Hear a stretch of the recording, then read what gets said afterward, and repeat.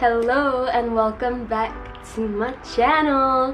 Today's video is all about public speaking. I'm a freelance MC. I have been doing it for I don't even know how many years now, and I'll talk a bit more about that later. But for today, I just really want to go into different tips and tricks that you can use and implement in your public speaking. Maybe you have a speech class that you want to talk, that you need to give a speech for, or you have a presentation that you need to give, or maybe you need to talk in front of a huge group of people and how you handle that.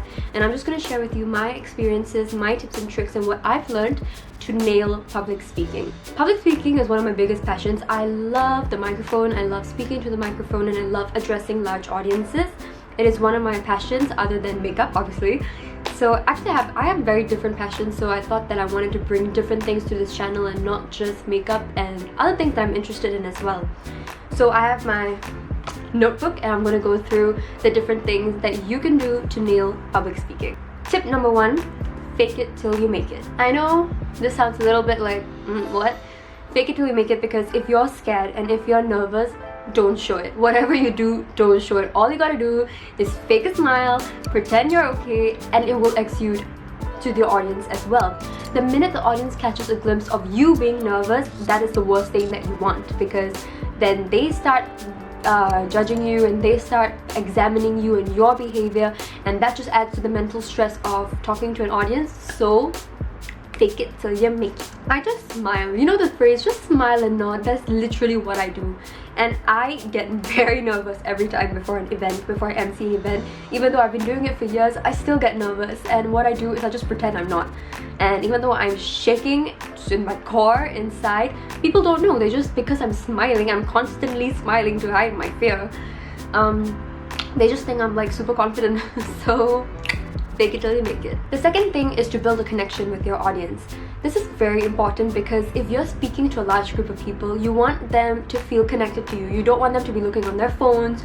You don't want them to be daydreaming. You want them to actually engage with what you're saying. So there are a few things you can do that sound very easy, but actually is very effective to maintain a very good connection with your audience.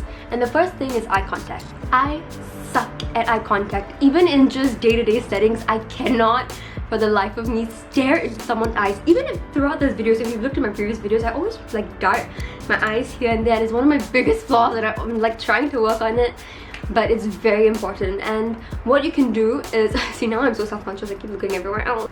Anyway, so what you can do is when you're speaking to a large audience, or just even 5 people, look at them. Actually look at them. It'll freak them out a bit, but then they'll be like, oh wow, you're actually talking to me, directly to me, and not just this empty space.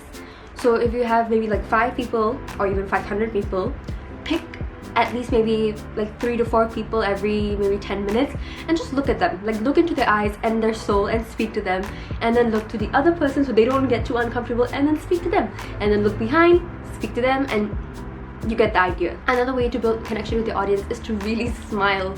And I use this in the first point as well, but I cannot stress how important it is to smile and to make you feel to make them feel that you are friendly and you are approachable. It is one of the biggest things that has gotten me this far, because I just keep smiling. And even though, you know, sometimes people can be a little bit annoying and difficult to work with, you just gotta smile and just laugh. And when someone comes up to you from the audience to talk to you about what, you know, you have delivered, say thank you. Like, just always exude a very friendly demeanor, and it will it will make people feel warm as well, and they will feel like they can talk to you and they will want to listen to you. Third thing, carry on if you make a mistake. I am the queen of mistakes and making mistakes on stage.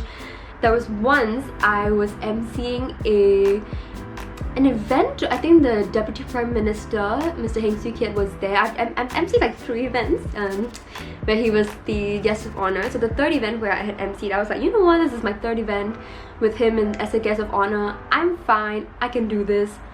Oh my god.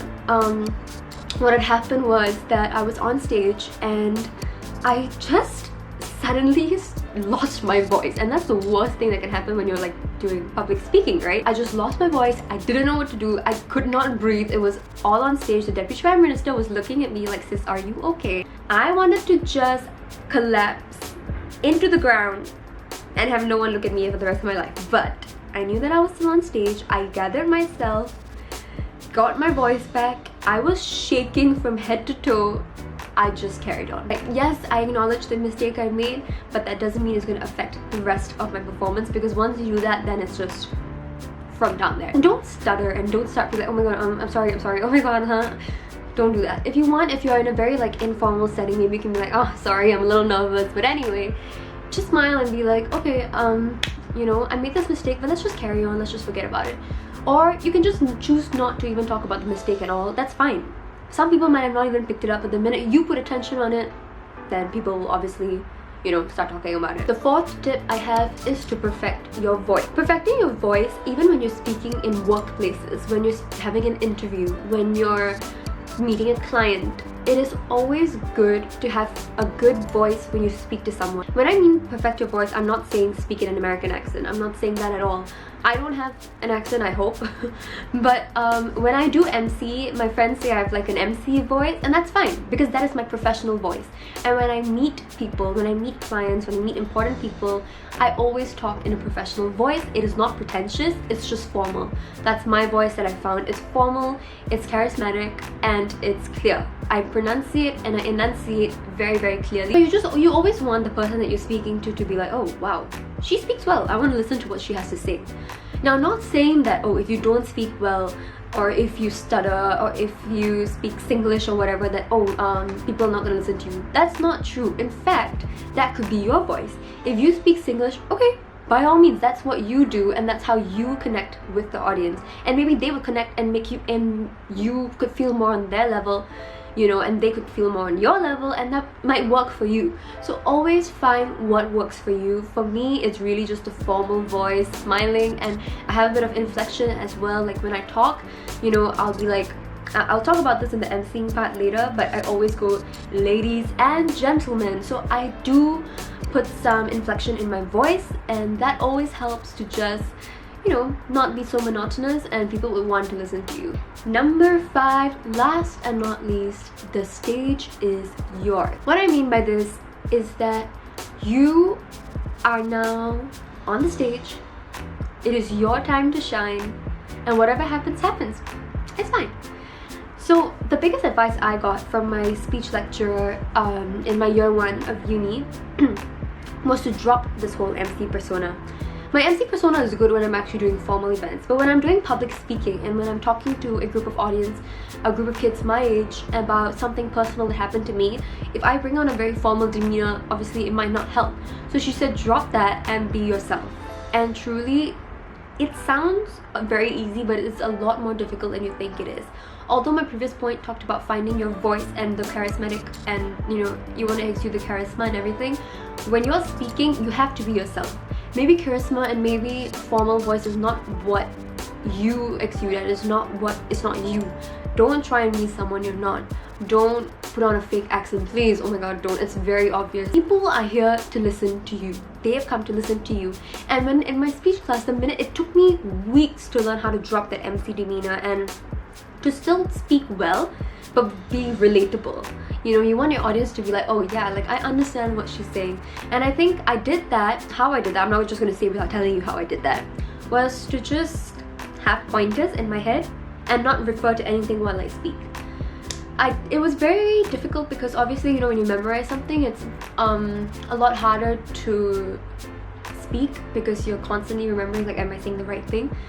But it really helped, you know, not having anything to refer to. And even if I go a little bit off word, it doesn't make me stutter. It just makes me have to work my brain a little harder on the spot to come up with the sentence that I need to come up with. But yes, this is my first video on introduction to public speaking, 5 tips and tricks that will get you started and get you going on your public speaking journey. This is only part 1. I'm gonna have a part 2 on specifically emceeing. If you want to get into that, or if you're already doing that and you want some tips and tricks to improve, I'm gonna have that video up soon. But in the meantime, I hope you enjoyed this video. Once again, follow me on my Instagram at SejolXX. Subscribe to this channel if you haven't already, and like this video if you want more videos on public speaking and emceeing. I really had fun in filming this video because it's something that I'm really passionate about and I love doing. So I hope you enjoyed this video, and I will see you in my next one. Bye!